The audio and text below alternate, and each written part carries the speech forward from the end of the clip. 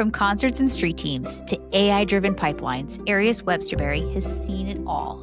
He shares the mindset, the metrics, and the playbook to scale faster while also staying human. A lot of companies that are that don't have processes, they don't have systems. That's the reason why they're not making much money, right? They haven't figured out how to deliver things at scale. They haven't figured out how to document and publicize their wins, right? So they can get even more. You need to plan for growth. What's the point of doing business if you're not planning for growth? Like, you need to plan for massive growth. If you're a CEO and you're not thinking about that, I don't know what the hell you're doing all day, honestly.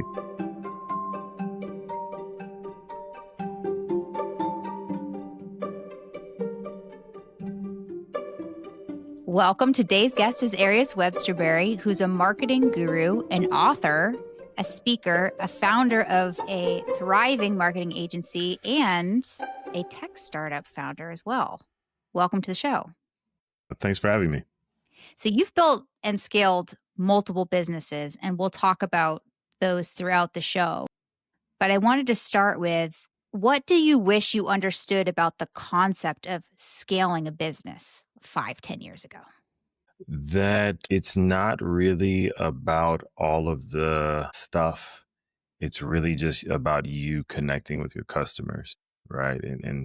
And truly understanding the problem you're solving and just focusing on driving that point home. I think early on, I really got into the weeds with, all the systems and, wanting to build this thing like the companies that I saw. And I don't think I paid enough attention to customers. I think that, marketing as a whole is nothing but explaining to people that you understand where they're at or what problem they have, and then making it crystal clear that you have the solution. And when you're working with customers, how do you get them to realize, like, it's not about this, it's about the story you're telling and connecting with the people? Transparency and honesty. And that, again, another thing that I wish I would have learned early. I've only recently started down this journey of, doing podcasts and press and all this kind of stuff. I have a interesting story. I didn't think it was interesting. I thought, it was just it's just my life. And anybody actually cared about it. But I realized that being transparent about the hardships, about the struggles, about the trials and tribulations that I've gone through bonds people to you. I always say people don't want to know what you know until they know that you care. It's easy for people to understand and believe that you care when they know what you've been through, right? So I think that's the biggest thing, being honest about your journey, about your path, about where you come from, good or bad. That will help you find your tribe. That'll open them to your message, and they'll then want to know, what you know. Well, let's go. You open the door. Let's go down the rabbit hole. Tell us your story. Yeah, I mean, I didn't build a business from a boardroom, right? I built it from rock bottom. So, before I was 18, we lived in 12 different houses in 2 states, 3 cities. At one point, both of my parents were incarcerated, but I lost my father at the age of like 13, 14 to police violence. So that was tough, being a freshman in high school and kind of losing a parent, especially when you're going through puberty and trying to figure out this whole, manhood thing that you're trying to grow into. And then, my mom dealing with domestic violence and ending up in jail for defending herself and going too far. So that put me in a position where I was in college, but my dad's passed away. My mom's in jail. So my support system is gone, right? So I ended up dropping out of college, getting a job. I was homeless for a little while, just trying to figure it out, trying to figure out how to feed myself and have a place to live. So, it was tough. And it took me a really long time to kind of find my way, right? To work myself out of this hole that I found myself in through no fault of my own, just, luck of the draw. But in that, it developed extreme resilience. That's why, I guess, before we even started, I said, I'm doing great. I woke up on this side of the dirt, right?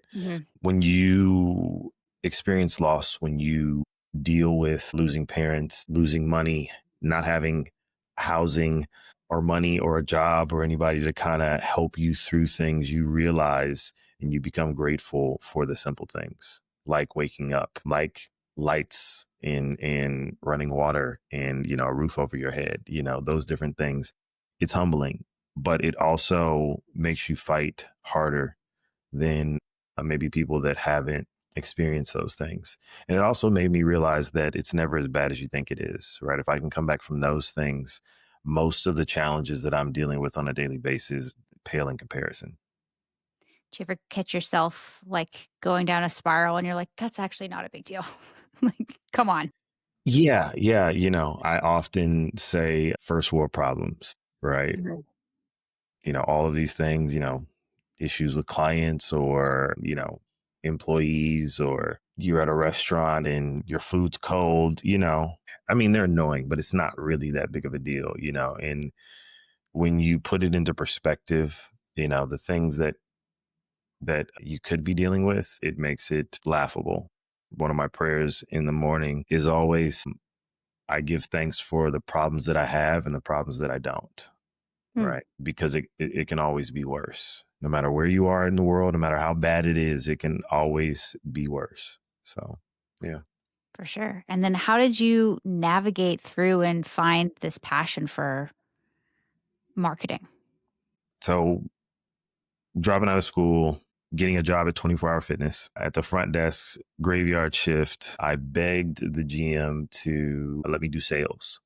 So I bugged her for months and finally she gave me a shot. So it was like my first like sales job. I learned kind of the basics and then eventually I did sales regularly. And on the side, what I would do is do marketing for a record label. Okay. And eventually I would, because social media was starting to pick up. I'm dating myself, but social Hmm. media was starting to become a thing at the time. Like MySpace was kind of, MySpace, or are we talking like Instagram? yeah, well, MySpace was going out, Facebook Okay. was coming in, right? So the beginning, the genesis of this thing. And I was young, I was 19, 20. So a lot of companies did, I mean, they knew that there was something there, but they didn't really understand how to use it to monetize and how to truly get something out of this digital space. So that's what they hired me for. And then I eventually got into doing marketing for events and, small nightlife type stuff. And I ran street teams and we did, created content and posted things online. And that kind of snowballed. I went from small little nightclubs and events to, small concerts and then like medium sized concerts and then like big concerts and then festivals. And, the highlight of my career being the concert at the LA Sports Arena. We had 17,000 people. We had Common, Janelle Monáe, Ludacris, Mixmaster Mike from the Beastie Boys, and a whole bunch of other acts. And that was kind of the first time that I got to do like big boy marketing, right? Like on a big scale, right? Like I'm driving down the street and there's like billboards, or I turn on the radio and they're talking about it on the radio, or there's stuff on TV about it. And we negotiated contracts with, like, we actually had conversations with the social media companies at the time to negotiate at lower rates because of the amount that we were buying. So, that was like a thing. And I realized, I remember standing on stage while this whole thing was going on. I'm looking out at this arena of people and just thinking, like, this is madness. Like, me and one other guy had a conversation, and now there's tens of thousands of people in this arena because of an idea we had and some marketing that we did. So yeah, I got the bug and I got addicted to it. And fast forward, I got into digital marketing, but I went and worked for a digital marketing company, like to formally get some training, like learning Google AdWords is what it was called at the time, learning um, Facebook advertising and, all these different things, and client management, account management. And yeah, it's just progressed since then. What did you learn from that agency experience that you took with you when you started your own? And then what did you kind of leave behind? Systems. I would say that that's what I took from it. It was one of the largest digital marketing companies in the world, and kind of just moving through the building, seeing like whole departments.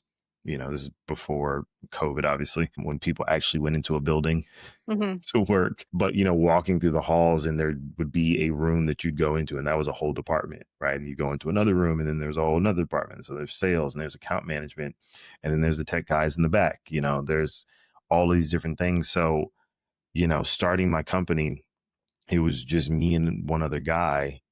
We didn't have that, but that always stayed with me, that eventually I need to build this machine. I need people that will take pieces of this thing and, be a cog in the wheel to make sure that we're churning out results, consistently. The things that I left, I think, is just feeling like a number, Mm. feeling like a cog in the wheel, right? Yeah. Just an insignificant, inanimate object that can be swapped out at any time. In my company, WebsterBerry Marketing, we go through great lengths to make sure that everybody is seen as a person, right? They have input, they have agency, they have the ability to give input as to how they do what they do.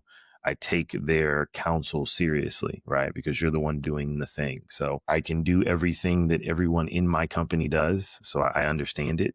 I think that that's a big thing. But since you do it more than I do now, I trust your judgment, right? If you weren't, you wouldn't be on the team if I didn't trust your judgment, right? And I always tell them that. And I always tell them, don't let me down, right? Prove me right. So yeah. For sure. Things are changing so quickly in marketing that even if you're the person that does email marketing in HubSpot Mm-hmm. and you haven't been in there for 6 months, when you go in to do an email, it's like, Mm-hmm. where's that button, man? Like, it Right. takes an extra 30 minutes to figure out where they've moved everything. So Yeah. trusting a team that's in there every day is crucial. Yeah. It's like, because I have a background in Scrum, and that's kind of the whole kit and caboodle, right? It's trust the people that do the thing, that drive the work and the pace, right? Let them tell you what they need, what will work, what's not working, what they think will work, and let them kind of sort it out, instead of, this top down monolithic structure where it's just like, well, I said it, so you do it, even if everything is on fire and I'm, miles away and I can't tell. Keep pouring gas on it. That's not the way we do it. So yeah, it's especially in marketing, because marketing is the world of shifting sand, right? It's a moving target. It's, as soon as you figure something out, they change the rules, Mhm. right? And it sucks. So, Like SEO, is it even a thing? yeah, right, exactly. And it's tough. Like when you talk to customers, they are like, yeah, so we're thinking about giving this guy $4,000 for SEO. And I'm like, okay, Okay. you're not running ads, but you're going to spend $4,000 on SEO. I wouldn't do it, but sure, man. Yeah. I mean, or you could just take the money and burn it on your lawn. Be more fun. Yeah, Definitely be more fun. it'd be better content. It would, tape it. That's better marketing than, well, and to all the SEO guys, I mean it. I think that it's a long-term play. It's necessary, but it's Mhm. long-term. It's not going to get you anything today, this month, Nah. next month, the month after that. Explaining that to someone like, "We need this, but it needs to be a little tiny piece of what we're doing every single day." Right. Right.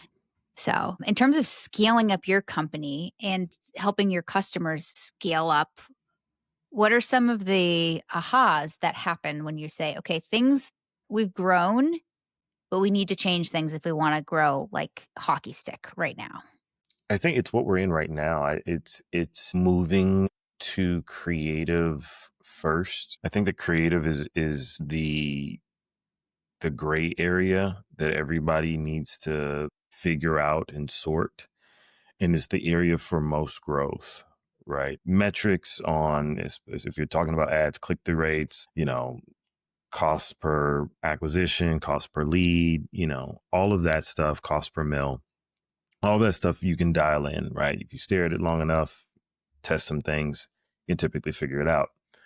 But the area that you can see the biggest growth, the biggest what the fuck, how did that happen, is in the creative side. And that's the thing that we're starting to, find patterns and frameworks for, but it's inexact. And you're talking about like a moving target shit. Like Yeah. When everybody's you doing def Yeti videos now, doing what videos? Yeti videos. I don't know if you've seen these AI videos where it's like a Yeti's got his camera and he's in a creek and he's like talking and stuff, and like he's talking like a bro. And it's just like, so it started out and it was like, wow, that's creative. But now there's a million people doing it, right? So again, it's that creative thing. Wow, you came up with something amazing, but everybody copied it. So now what are you going to do? And Right. everybody copied it within a day. Yes, because you can just feed it to an AI and it can just spit it out, right, in 30 minutes and you can publish it. So it's that's one of the things on the ad side, how we build websites, copy that we write, all of these things in that creative space. That's one of those things where we are really trying to, we've got the frameworks, we've got the systems. We're trying to figure out how to laser in and figure out the thing that produces results regularly. How are you marrying the, hey, this is evergreen. This is going to play for your brand forever. This is the creative that's resonating with humans right now. And this is your authentic voice as a brand or as a company. Like there are lots of different ways to put Mhm. creative stuff together. You want to do things like sometimes like it was like the CEO from that one company at the Coldplay concert went viral a little while ago, right? Actually, I'm mad about that because no one said anything about the woman who's also married and cheated on her husband, right? It was all him. He lost his stuff. We don't even know her name. Anyways, that's like a moment that you can capitalize on, right? If you figure out how to work it for your business. But I think the way that we keep consistency in our voice is we always return to our avatar. So at our company, we have an avatar. Like her name, she has a name, right? Like a person, there's a picture, age, she has kids. I know what school she went to. I know what kind of car she drives. I know what her favorite chocolate is. Like we've dialed it in, like what she says internally to herself, secret code words and slang. Like we've got all that stuff in a document. And I think that the way you can like capitalize on things that are happening, but still do it for you and not come back later and look at your content like styles that you wore in high school, like, oh my God, why? Is to make sure that you're paying attention to that avatar, right? And your brand voice should be, distilled, pure form of what that person needs, right? And sprinkle in your culture, right? Your style. That should keep you on target. At least that's what we try to do. In terms of growth through social media, since you started, it's probably the same age when I was starting to dabble. Like you still printed flyers for the concerts Yes. and had Put social them media. on Okay. windshields. We're in the same time. I was doing it in LA. The same. Okay. Okay. So I was in that area too. San Diego, Right. LA. Yeah.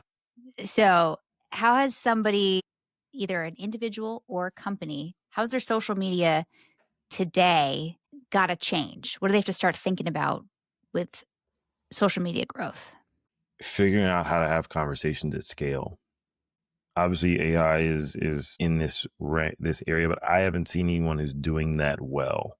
I was actually meeting with one of my business development reps yesterday, and I was training her. We're going over how to prospect online, and I was like, all right, so let's just get in and send some messages. Oh, let's look at some messages that have come in that and they were all automated, right? Mhm. We're business to business, and they're like one. I remember distinctly. One said it was like 1 o'clock on a Thursday.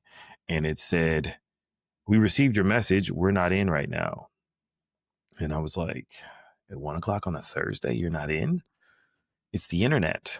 Yeah. Where are you at? It's not a bakery. Are Yeah. you off to lunch? I don't understand. So we said, okay, well, let us know when you're back in. And then it said, we received your message. We're not in. And I'm just like, okay. But that's the problem. It's when people are trying to get a hold of you, have you figured out how to have that conversation, right? At scale? Have you figured out how to prospect and reach out to people at scale?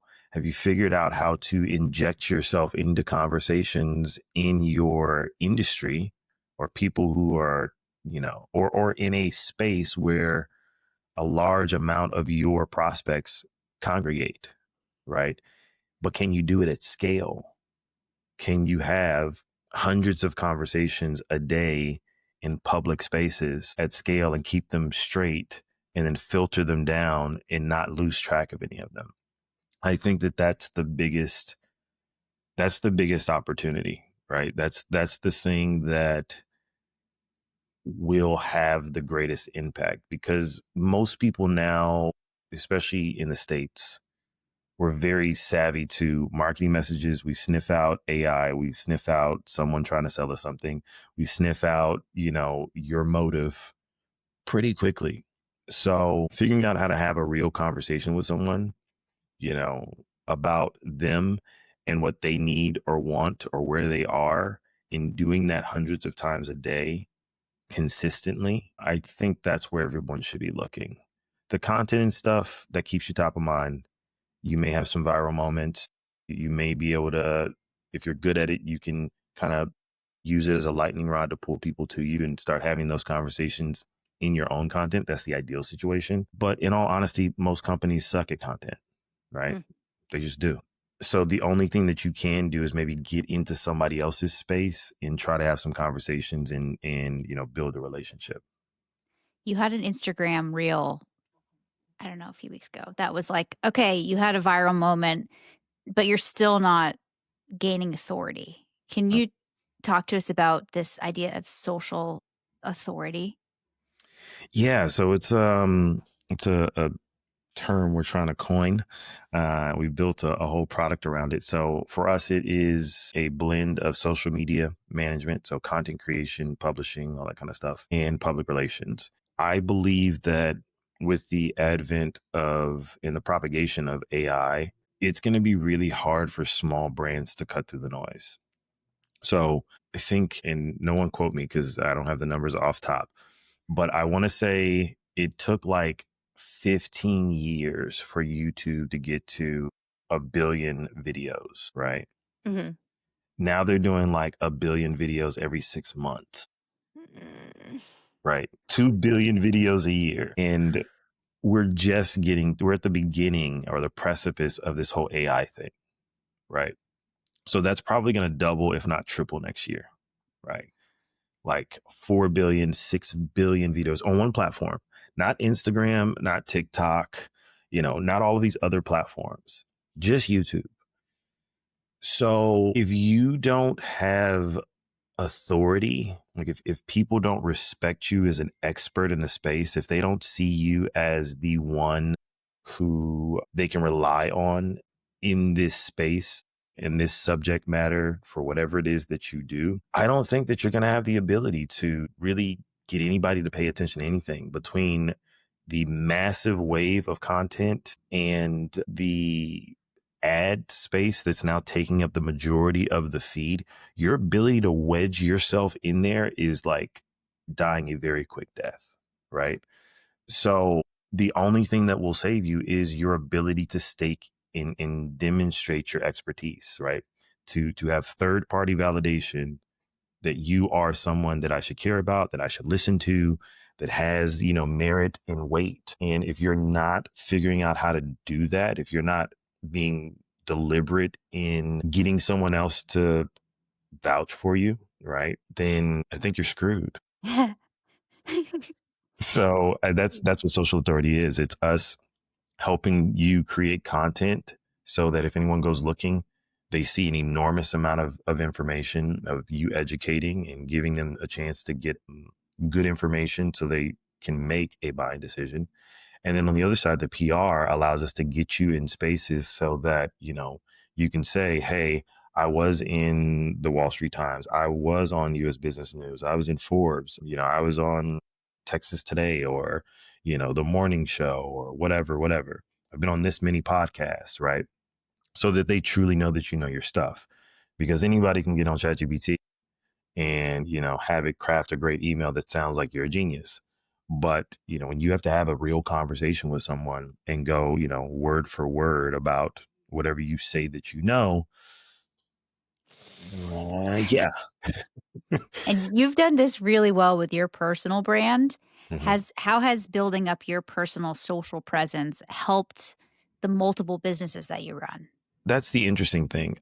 It's something recent and we're still testing things, but I've never, and it sounds counterintuitive, but I've never really been one for exposing kind of my personal life to the internet, right? I travel like 3, 4 countries a year, wine tours and, all the things, right? I live a pretty nice life. But again, I never knew that my life was interesting to anybody. And I didn't realize that that was something that was important for business. And it's people care more about the people behind the brand than they do the brand, right? Unless you're, Nike or something like that. And even with them, if there's a scandal with the CEO, Yeah. they'll boycott you or so I have realized that I humanize my brand and I make people want to pay attention to the brand, right? Again, back to what I said, they don't want to know what you know until they know that you care. Part of them knowing that you care is knowing who you are, right? And Hmm. even going so far with my company is I've been telling my team, I don't want to do all the videos. How about you guys do some videos? So we're starting to have them create some content so that it's not just the Arias show. And I think most entrepreneurs need to figure out how to do that. I'm not saying that every time you go to Starbucks or you have a burrito at your house, you need to take a picture, right? You need Or to take a video, guys. That's what he's saying. right, Video yourself eating it. right. It's just you have to figure out a way to give people a window into you and in a way that you're comfortable with, right? Hmm. You don't need to show them your sock drawer. But, it helps that they're like, oh, you went to a festival. Cool, man. Or, oh, you're on vacation. I wouldn't tell exactly where and when. And I'm at this, cafe on the corner, until you leave maybe. But, just allowing people to kind of get a glimpse into your world, to know that you're a real person, to know what your values, what you stand for, what you stand against, what type of person you are. And if you do that, you'll typically attract your tribe. One thing you mentioned is huge about lifting your team up. And I work with CEOs who are afraid that if their team members start doing social media or building their own personal brand, they're going to leave them. And that's the first that scarcity mindset's the first place they go Mm-hmm. versus let's all lift each other up. It's going to help everybody. How does your team feel about this? I've had the same thoughts. I'm not going to lie. But if someone's going to leave, they're going to leave. Mm. There's nothing that you can do to keep them from leaving. I feel that I just operate from a growth and abundance mindset. If I found someone who's amazing and they leave, I can find someone else. Right. I think that my company culture speaks for itself.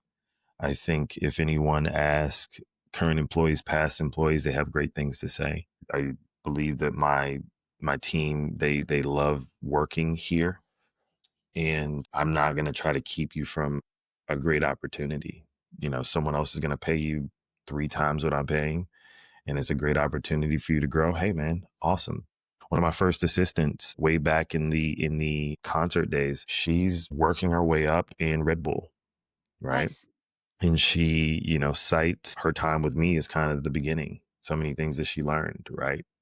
And I think that that's amazing because now I've got somebody on the inside at Ripple Yeah. that I can call and say, hey, I'm in town. Let's go get a drink. So I understand that thought. But, there are many talented people on the planet that want opportunities. And if you cultivate a good environment, you're a good person, you do good business, and you're concerned with the growth and the prosperity of your people, you'll always find other people that want to come help you build.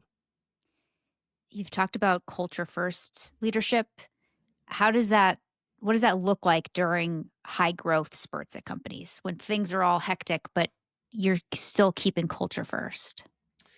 I wouldn't say that we do culture first, actually. We're performance first. I think that, Performance first. yeah, I think people want to work somewhere where they can win, right? And culture is probably second, but I think having expectations of greatness, having expectation of high performance, letting people know that you believe in their talents and their abilities, whether they're, embodying it at the moment or not, lifts people up, and making that your culture making and honesty, but politeness a part of your culture, allowing people the space to give you constructive feedback, even if you are the boss, right? All of those things build that culture. I think a lot of people are trying to focus on culture. It's like, we got to have the best culture. So we have to have pizza every Friday and, we have to do dances. I mean, if that's your culture, great. That's not mine. We don't dance. There's no pizza. It's, we play music on Fridays at our end of day meeting. But I think focusing on the performance makes it easy for people to have fun. Yeah. It's fun when you're winning. It sucks when you're not. And then that's when you get kind of the ugly side of people. So we're always in growth. We're always on high performance. We're always on 10, right? I'm always X. You're doing great. Okay. I need you to 10X that. What's the goal for 10X? Well, I just 10X. I know we're going to 10X again.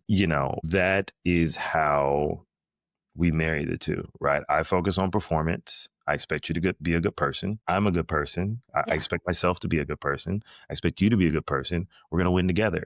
If you have a problem with being a good person or winning, well, this isn't the place for you. We will return you back to the pool. I heard you say that you do focus on culture first, but your culture isn't pizza. It's like this is a place where if you like to win, you're going to have a great time working. And that's just the culture of working with you, Yes. right? And it Yeah. is way more fun to win. As a Yes. salesperson, I will tell you that. Will you talk to us about the tech that you built? Yeah. So Launch Ignition, which is really, really cool. It's a program that we built out. It's called Launch Ignition AI. It was kind of a side project, passion project for friends and family that wanted us to do marketing. But I was like, you're not really ready for marketing. You're going to be mad because, yeah. So many people for years, I was kind of like, yeah, we can't, we have a minimum. And we had a minimum because we were taking on the lower end clients and it just didn't do good for them. It didn't do good for us. They weren't ready. Mhm. So what I realized with those people, because scenario or what happened is we had somebody that we were running ads for and things are going great. Like I'm looking at the numbers. We're like, wow. And 12 days in, I get a call and they're like, hey, yeah, so we need you to turn off the ads. And I was like, turn off the ads? What are you talking about? And I'm like freaking out. Like I'm on the phone, calm, but I'm freaking out. I'm like on my laptop. I'm like, did something go wrong? What's happening? And I look and I'm like, no, everything's great. Actually, this is numbers are, yeah. And I was like, what's wrong? He said, oh yeah, we got enough customers. I said, what? That's not possible. No one ever has enough customers. That's the whole game. You get more customers so you can make more money. He said, yeah, we're overloaded right now. We're slammed. We really just need to kind of turn it off. We kind of need to deal with what we're doing. And this happened a few times. And we realized that it wasn't that we were doing anything wrong. It was that their systems were broken. They weren't set up for scale. Mhm.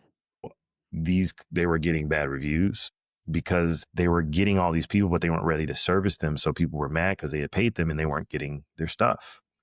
So Launch Ignition was designed to take those people that are in that bucket, like, pre, say, 1 million, pre few 100,000, and put them in a space in a program that allows them to deconstruct their process. A lot of companies that are pre that don't have processes, they don't have systems. That's the reason why they're not making much money, right? They haven't figured out how to deliver things at scale. They haven't figured out where their leads come from. They haven't figured out how to convert them regularly. They haven't figured out how to fulfill. They haven't figured out how to document and publicize their wins, right? So they can get even more. So I took all the things that I've done to build my businesses, all the companies that I've consulted with, and I turned that into a process. And it started as just some spreadsheets and some Google Docs and me talking endlessly. And eventually it became an actual course. It became a little crappy software, crappy, but it is compared to what we have now. And then eventually it turned into a full blown AI driven system that asks questions about your business, about your process. It helps you build it out. So, yeah. That's awesome. And if a leader who's listening to this, if you're larger, let's say you're part of a $50 million business I've worked with that said, please, let's turn it on and off. Once you turn the marketing spigot, the whole point is that you don't turn it off. Like, Right. you got to be ready. The product has to at least be ready to handle some people before you pour gas on it. Mm-hmm. Did you hear him say that? Stop.